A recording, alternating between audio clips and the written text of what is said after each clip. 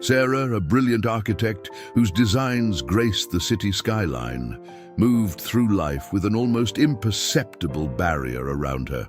Her success was undeniable, her professional demeanor impeccable, yet a keen observer might notice the slight flinch when a colleague delved too deep into personal territories, the subtle shift in her gaze when conversations veered towards emotional intimacy. She was a master of deflection, her wit a finely honed shield, her busy schedule a convenient excuse. Beneath the polished exterior, however, resided a profound yearning, a quiet ache for the very connection she so expertly avoided. It was a secret desire, hidden even from herself, buried under layers of self-preservation. Then came Alex. He wasn't like the others. Where many suitors had been deterred by Sarah's carefully constructed aloofness, Alex was persistent, but not aggressively so. His kindness was a gentle current, his interest in her genuine, not just captivated by her formidable intellect or striking presence. Their early interactions were a dance of subtle push and pull. Sarah would offer a glimpse of her true self, only to quickly retract it, like a shy creature retreating into its burrow. Alex, however, possessed an uncanny ability to find the small cracks in her armor. He spoke of his own vulnerabilities with an easy honesty that disarmed her, revealing a landscape of shared human experience she hadn't realized she was missing. These moments, brief as they were, created tiny chinks in the formidable wall Sarah had built around her heart. The fear that gnawed at Sarah was a shadow stretching back through years, a chilling echo of past traumas. It wasn't just a general apprehension, it was a deep-seated terror of being truly seen, of revealing the tender, unscarred parts of herself, only to be abandoned or betrayed once more.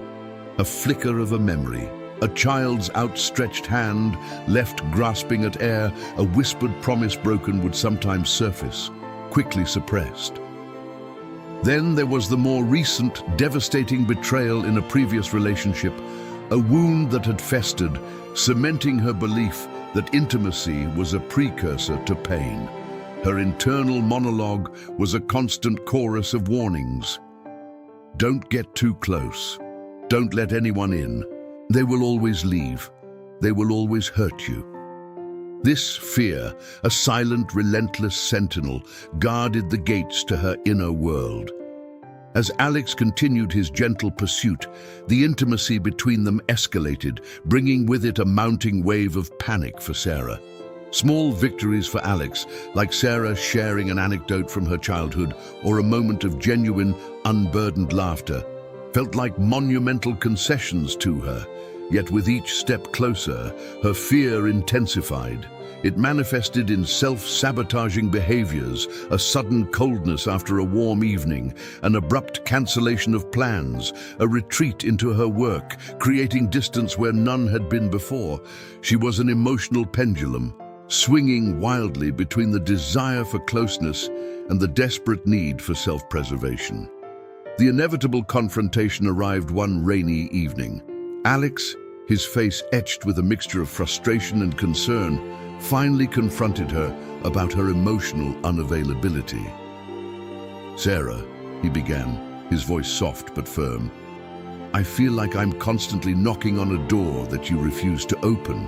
I care about you, but I can't keep guessing what's behind the wall." Sarah's immediate reaction was defensive, a sharp retort about his expectations, a retreat into her usual intellectual armor. But as Alex's gaze held hers, something shifted. She felt a tremor, a crack in her carefully constructed facade. She lashed out, her words sharp, designed to wound, to push him away. Then, just as quickly, she retreated physically and emotionally, leaving him standing in the rain. Alone in her apartment, the silence pressed in around her. The weight of her past, the potential loss of a promising connection, settled heavily on her shoulders. She wondered with a chilling certainty if she was forever doomed to this solitude. Before we continue, subscribe to the channel and tell us in the comments where you are watching from. The echoing silence of her apartment amplified Alex's words. each one a stone dropped into the quiet pool of her self-deception. Sarah replayed his frustrated plea, the genuine hurt in his eyes, and for the first time, a seed of doubt began to sprout within the carefully cultivated garden of her protective mechanisms. Was she truly guarding herself, or was she merely imprisoning herself? The internal struggle was a relentless tide, pulling her between a desperate yearning for the warmth of connection and the overwhelming, paralyzing fear of vulnerability. This fear wasn't a fleeting emotion, it was a constant companion. A shadow that stretched across every aspect of her life. In professional meetings, she'd dominate discussions, yet rarely truly collaborate, always keeping an emotional distance from her team. With friends, she was present, but never truly intimate, deflecting profound conversations with practiced ease, always leaving a vital part of herself hidden. Her life was a meticulously designed structure, flawless on the outside, but hollow within. Days later, a small, unassuming package arrived at her office, a book on urban planning she had mentioned in passing, accompanied by a note from Alex. "No pressure, just thought you might enjoy it. Thinking of you." It was a gesture of understanding, a quiet offering of patience, a small crack in the wall she had so fiercely reinforced. This unexpected kindness, rather than easing her, intensified the internal conflict. It pushed her deeper into the labyrinth of her past. A specific memory, sharp and cold, surfaced. A playground, a swing set, and the crushing realization that her mother wasn't coming back. The image of her small hand reaching out in vain was seared into her consciousness. Later, a boyfriend whose promises of forever had dissolved into a callous goodbye, leaving her to pick up the shattered pieces of her trust. These were not mere memories. They were the architects of her fear, the blueprints for the walls she had meticulously constructed. Her fear wasn't a choice. It was a deeply ingrained survival mechanism, honed by repeated trauma. A critical project at work soon demanded an unprecedented level of collaboration, forcing Sarah into a situation that tested her ability to trust. A crucial design element required input from a structural engineer, a process she usually controlled with an iron fist. She initially resisted, trying to absorb all the responsibilities herself, working grueling hours, convinced she alone could ensure its perfection. Her colleagues watched, concerned, as she spiraled, refusing to delegate, micromanaging every tiny detail.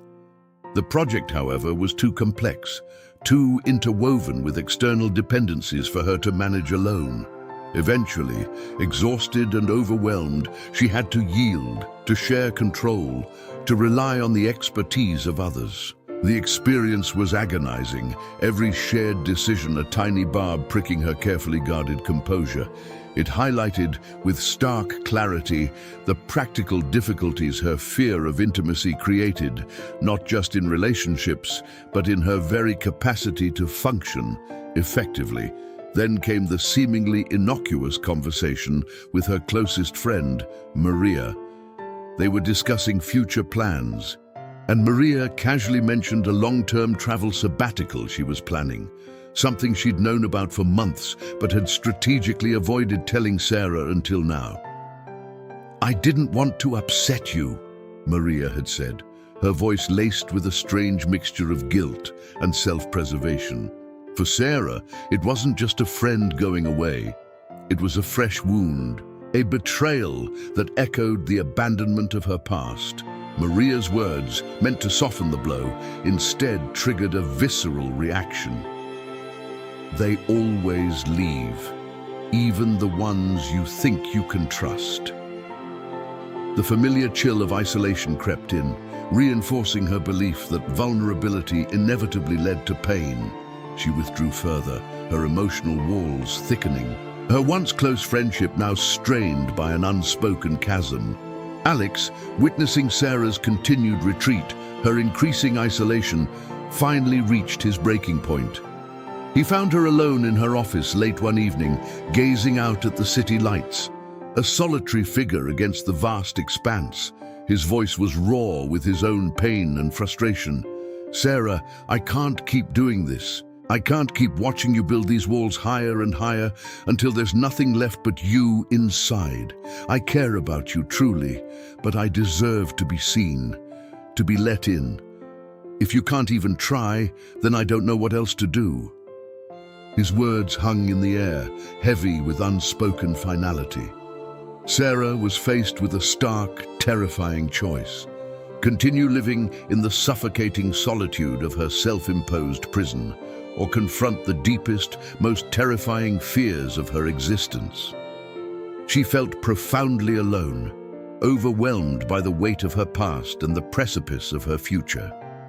Would she choose to stay hidden, forever guarded, or would she find the courage to take a terrifying leap of faith? The answer remained elusive, shrouded in the depths of her fear. The weight of Alex's ultimatum settled upon Sarah, a chilling embrace that pierced through her carefully constructed defenses. The profound loneliness, once a familiar ache, now throbbed with an unbearable intensity. She spent days in a haze, the city a blur outside her window, her mind a relentless battlefield. The image of her small hand reaching out for her mother, the sting of betrayal from her former lover, the recent pain inflicted by Maria's departure, all converged into a suffocating realization. Her fear of intimacy, once a shield, had become a cage, locking her away not just from others, but from her own capacity for joy and connection. The pain of isolation finally outweighed the terror of vulnerability. It was a conscious, agonizing decision, born from the depths of despair, but fueled by a flicker of hope. She knew, with a certainty that both terrified and liberated her, that she could not continue this way. Her first step, tentative and tremulous, was to seek professional help, confiding in a therapist about the labyrinth of her past and the paralyzing grip of her fear. The path to healing was not a sudden revelation, but a series of small, uncomfortable steps. Her therapist guided her, not with grand gestures, but with gentle nudges towards vulnerability. One afternoon, during a coffee break with a colleague, Sarah found herself sharing a genuine concern about a project deadline, not as a complaint, but as an admission of pressure, a flicker of her own human vulnerability. The colleague's understanding nod, rather than the expected judgment, was a small victory. Later, she initiated a difficult conversation with Maria, not to accuse, but to express her hurt, explaining how Maria's news had inadvertently triggered old wounds. It was messy, tearful even, but it was honest. Each shared feeling, each exposed emotion felt like a tiny chisel chipping away at the formidable walls she had built. The discomfort was immense, a constant battle against the ingrained urge to retreat, but with each small act of courage, a fragile sense of confidence began to bloom. The most daunting step, however, was reaching out to Alex. She drafted and deleted countless messages, her fingers hovering over the send button. Finally, fueled by a newfound resolve, she sent a simple text. "Can we talk? Really talk?" He agreed, and they met in a quiet park, the autumn leaves mirroring the shedding of her old self. Sarah didn't offer excuses. She offered her truth. With trembling hands, she recounted the story of her abandonment, the deep-seated fear of being unworthy of love, the betrayal that had cemented her belief that intimacy inevitably led to pain. She spoke of her self-sabotaging patterns, her coldness, her withdrawal, not as justifications, but as symptoms of a profound wound. Alex listened, his gaze unwavering, a profound empathy softening his features. He didn't interrupt, he didn't judge. When she finished, a raw, aching silence hung between them. Then, he simply reached across the bench and took her hand, his touch a silent promise of understanding and acceptance. The true climax of her journey arrived weeks later, not in a dramatic confrontation, but in an intimate, quiet moment within the sanctuary of her apartment, a place once defined by her solitude. Sarah had been working late, a wave of exhaustion and self-doubt washing over her. Alex, who had been patiently rebuilding trust with her, arrived with dinner. Seeing her slumped over her desk, her face etched with fatigue and a rare vulnerability, he simply sat beside her, offering a comforting presence. Instead of retreating, instead of donning her usual mask of competence, Sarah leaned into his touch, allowing herself to be truly seen in her fragility. She voiced her fears about a looming project, her anxieties about failure, tears silently tracing paths down her cheeks. It was a profound act of intimacy, allowing him to witness her at her most unvarnished, her most human. The old fear still whispered, a faint echo in the corners of her mind, but this time she chose connection over protection, honesty over pretense. Their relationship, once fraught with unspoken tension and guardedness, began to transform, built on this new foundation of radical honesty and profound understanding. Sarah's journey of healing was far from over. The scars of her past remained, but they no longer dictated her present. She learned to navigate the unpredictable currents of intimacy, sometimes faltering, sometimes retreating, but always, eventually choosing to lean in. Alex remained a steadfast anchor, his patience and unwavering belief in her a constant source of strength. The ending was not a fairy tale, but a testament to resilience, a quiet affirmation that while the shadows of the past can indeed cast a long, daunting presence, they do not have to define the entirety of one's future. True connection, forged in the crucible of shared vulnerability and understanding, was not just a possibility, but a tangible, beautiful reality, even for a heart that had known such deep pain.